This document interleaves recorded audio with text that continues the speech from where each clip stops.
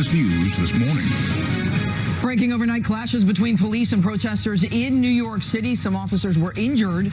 Dozens of demonstrators were arrested. It all comes on as the nation, that is on high alert ahead of tomorrow's inauguration. 32 now. We're following breaking news. Violent protests outside City Hall in Manhattan overnight. Police arrested 28 people, and officers were also injured.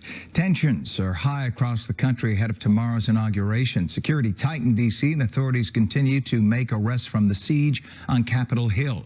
These are some of the people whom they arrested. Eyewitness News reporter Derek Waller is live outside Trump Tower. He has more for us. Derek?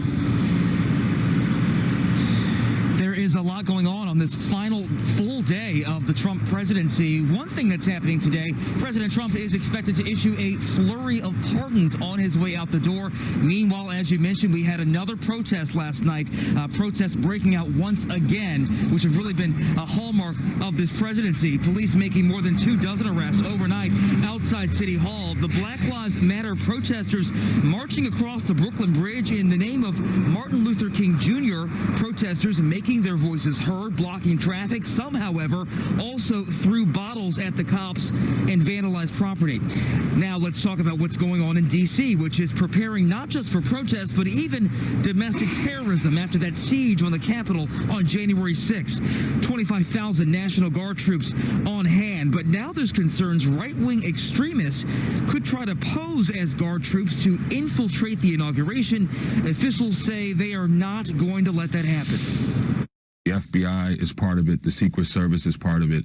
And once they are certain that there's no insider threat, then that soldier, guardsman, or airman is given a credential.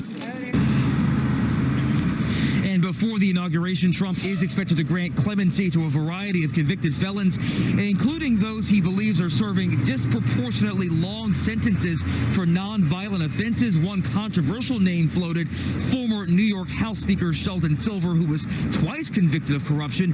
Rudy Giuliani says he does not expect to get a pardon. Now, one open question, will President Trump try to pardon himself or members of his own family? That has never actually happened before, so that would be a constitutional test if he tried it. Legal experts say it is perilous for him to do that, potentially, because it may be an admission of guilt and could open him up to civil lawsuits. Reporting live outside Trump Tower, I'm Derek Waller, Channel 7 Eyewitness News.